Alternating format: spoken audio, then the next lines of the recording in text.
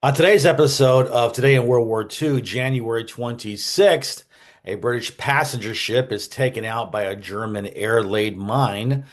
British and Commonwealth troops captured Derna, Libya. The first American troops land in Northern Ireland. Folks, there's going to be a lot more of them. Stalin announces the destruction of 102 divisions as a result of his latest offensive.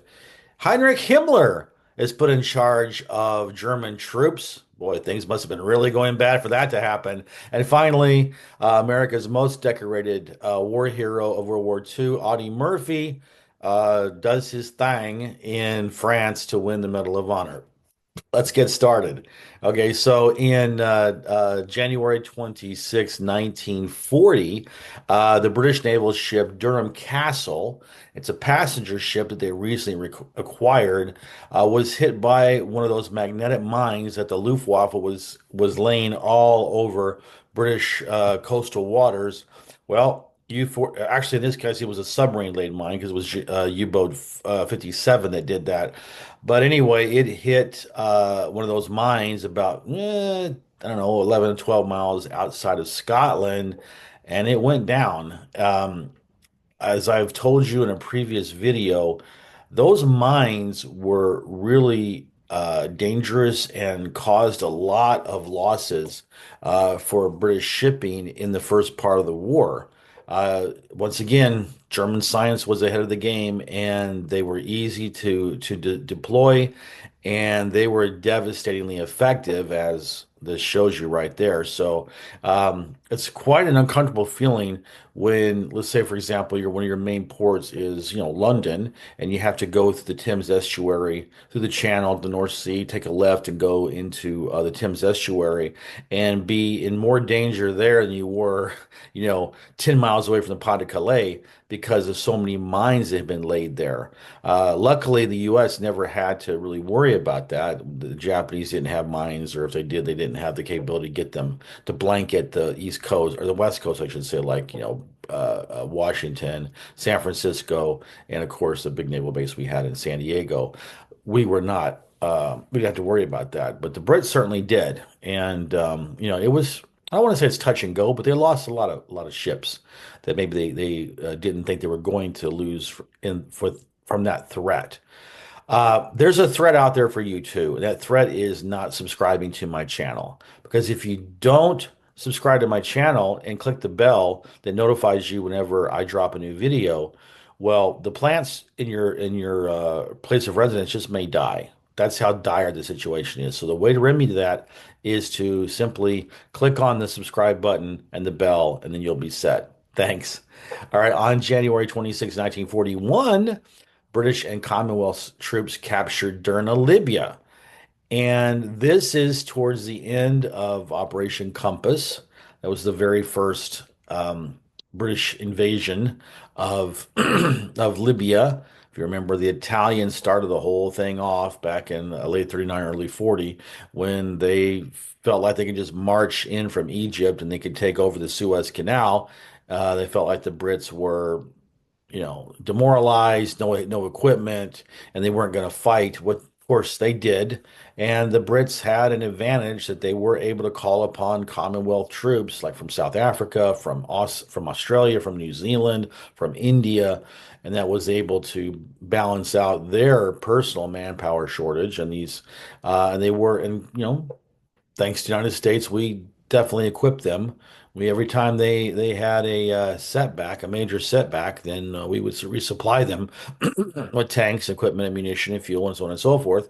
So they got the advantage of that, but nevertheless, they had to do the fighting. And I've said this before in previous videos. All power. I mean, you can supply people as much as you want, but if they don't have the fighting spirit and the fighting ability to go out there and win, then all the supplies are for naught. And in this case, they captured Derna, Libya, back and forth campaign, like I said, for 3 years until finally in 43 it ended when the British and the Commonwealth troops and the Americans were able to push them out through Tunisia. And I don't want to push you out of my life. And the way that you stay in my life is not only do you subscribe, but you like the videos that you watch and you leave a comment. And the reason why we're not going to go apart is because that's going to make YouTube, the algorithm, show my content to more people. And that's the secret to success on YouTube. So if you could help me out, I would definitely appreciate it. On January 26, 1942, the first American troops arrived in the United Kingdom. It was on Allied convoy AT-10, the vanguard of the Yanks coming to the United Kingdom. In this case, it was Northern Ireland. I guess they needed to filter them a little bit through the Northern Ireland before they got to Scotland, Wales, and England proper. But it was 3,900 troops. It was they were the vanguard of the 39th, or excuse me, the 34th Division. And well, I tell you what, this is the foreshadowing of the complaint that a lot of Yanks were going to hear in the coming couple of years. The problem with the Yanks is that they're they're overpaid. Excuse me, they're overpaid, oversexed, and they're over here. And a lot of brides, a lot of brides from UK, English and British women married the Yanks.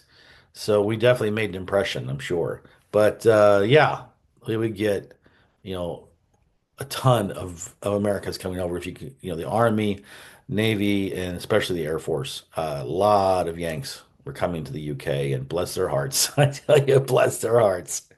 On January 26, 1943, Stalin announced that during their winter offensive, they had destroyed 102 German divisions and took about 200,000 prisoners in that action. Um, if you consider, I mean, it depends on what army and how they compile their divisions. I know the First Marine Division, for example, in Guadalcanal, they had about 10,000 Marines in their division. I've heard some being close as far as as many as 20, but let's just say 10,000. I mean, that's 1.2 million soldiers wiped off the face of the earth, plus 200,000 prisoners. And you see just how many soldiers and military personnel the Germans and their allies lost on the Eastern Front. It's just staggering how much they lost. Of course, look, the Soviets, I mean, they're different estimates. Nobody knows for sure, but we've heard 25 million maybe of losses with military and civilian. They paid the price, I tell you. They were the ones that took on, they killed a lot of Nazis, let's put it that way, okay? And on January 26, 1945, there was obviously a catastrophe happening on the Eastern Front with the Soviet offensive. The Soviet troops had broken through to the Gulf of Danzig. They had isolated three German armies in East Prussia. I've talked about that in the last few videos about how the Kriegsmarine and the German Navy was trying to evacuate them from there. And things had to be really bad when Reichsfuhrer of the SS, Heinrich Himmler, was put in command of the Army Group Wechsel, or Army Group Vistula, to try to save the situation because at this point in time, the Soviets were only 95 miles away from Berlin. Well, how did the Reichsfuhrer do? Well, his tactics were somewhat unconventional. Okay, he didn't prefer straight normal tactics. He didn't talk about flanking the enemy or penetrating the enemy here and doing this. What he did do was send a demand to the Germans, excuse me, the Russians, and tell them that they needed to give up all their Jews. And then he was going to set up a concentration camp, in the middle of their lines to get things going. Of course, how do you think he did? He didn't do anything. In fact, most of the time he hid. He didn't. He never wanted to. He never did anything. He didn't get close to the front.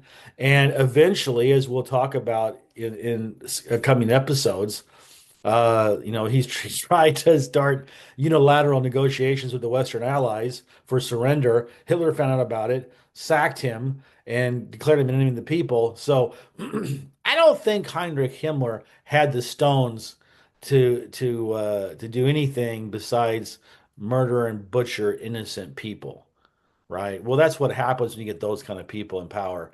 They're all they do is they're all talk, right? No bravery. They stand behind braver men and sacrifice them so these rats like Himmler and his folk, can do the dirty work and be safe.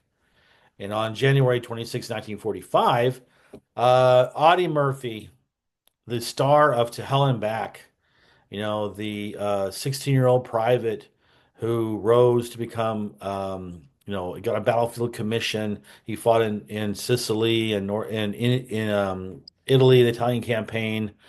The most decorated soldier in World War II. In this last the piece de résistance, as the French would say, the cherry on top of the sundae of his illustrious, brave, heroic career.